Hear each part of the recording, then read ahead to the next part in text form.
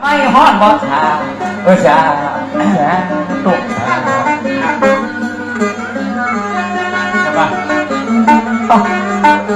ไอ้ยังไปต่อเป็นที่ว่ากำแต่น้องเขาก่อนนี่เนาะเดี๋ยวอีกตั้งแต่กูเกิดมากูกับได้งักจางซาเกี่ยเป็นตาตาอีเอามีตาจ๋านะมึงยัยฟังนั้นมันมาอยู่บ้านเฮาเมืองเฮานี่นะตาตาอีเนี่ยนะต่างงานกูบอกเคยเนี่ยกูกับได้ไหมเนี่ยโอ้บัดเดี๋ยวนี้ปูเทาผิวโชกมันออกบานไปแล้วเฮาก็จะไปตักน้ำก่อนโอ้นี่กระดาษป้าเสียงโต๊ะลาลาลาลาลาลาไหนนะนี่จะเสียงโมเฮานี่ลาลาอู้บอกนะจะเสียงโคตรโมเฮาหน่อยนี่วันนี้โอ้คือโอ้คือใจใจปูพามผิวโชกเป็นของสักกันลาลาลาลาลาพูดเป็นไทยมั้งลาลาลานี่สวัสดีเจ้าป้าลากับแค่ลากับมึงเอาไปไหนกูเป็นหลานกูมาได้เดี๋ยวไม่เอากูเป็นป้ามึงเป็นหลานกูจ้าอันนี้มนุษย์ต่างดาวกับเจ้าหยุดอีสังคมรังเกียจไอ้ยังเจ้าน้องพอแล้วพอมูฟี่เปิ้ลขมานี่เหรอลาอย่างเปิ้ลน้องพอพอคนนี้เหรอเปิ้ลมาตักน้ำเนี่ยแต่ละคนเนี่ยเปิ้ลใส่หน้ากากอนามัยเปิ้ลป้องกันนอกป้องกันตัวนี่รู้ที่ไหนมาหันก็ตึงวันเนี่ยค่ะอีที่ตาที่ตาแล้วต่ออันนี้ตาอย่างโอ้ยอีตอนนี้กดอะไรกันแล้วฮะเดี๋ยวกันเด้อกูลงมาดีกับอีตอนนี้คนนั่งมาเด้อมานี่ล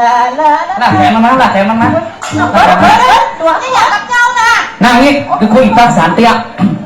ไม่อยากน่ะพญากระเทยเจ้ากดล้อมันไว้ที่มันออกไปทางไหนเล่นนะมึงยึดปักต่อคำตะกูประเดี๋ยวนี้นะอย่างนี้น้ำปูน้องที่ไหนมึงจะมาตักน้ำที่ไหนน้องขอมาตักน้ำบอที่ซักโต้บ่ได้แล้วเจ้านี่มันเมื่อตาของไทยนี่อ๋ออย่านะมันต้องบะหมี่ของไทยแล้วเจ้าก็ไม่ได้เซ็นชื่อมาตัวได้แล้วเนาะโอ้เนี่ยมันห่างพอหรอกไรเดี๋ยวก่อนโหดีไปเอามันเต็มที่ไปทำมันเต็มที่น้องขอน้ำปูเดียมได้ไปซื้อชูโซ่หัวน้องก็เดี๋ยวกูกลับมือเอาน้ำปูมายึดเลยขอกลับเดียวจำไว้มึงจำไว้เลยมึงมาอยู่บ้านนี้เมืองนี้นะ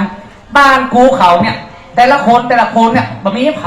มาปฏิบัติบัดผูหัวสักเจ้าน้องขอไผ่ยันตัวมึงเนี่ยมึงลูกห้อมได้มอลูกได้ถีลูกที่ไหนมาฮะนั่งดูนะกูจะโอ้กับมึงนะฮะดูมันเต็มที่วะตบมันได้หมอเดี๋ยวก่อนขอทีละแจ้ก่อนมึงฟังกูนี่หนึ่งประเดี๋ยวนี้นะมึงปฏิบัติบัดผูหัวมึงนี่นะขอมึงยังเถอะมันไปได้ใหญ่ถ้าหัวกูหันมึงปฏิบัติบัดผูหัวมึงหัวกูจะมาตีนอกกูแล้วกูจะมาตีนอกมึงแถมไอ้ดูน้องใบที่โดนอินดาอย่าเสียยังเอาฟังกันได้พักอ้อยผ่านกับคำดำคนผ่านกับคำผ่านกับคำดำฮะผ่านกับคำดำตีเสี้ยตีข้อมันตีมันเตะดิ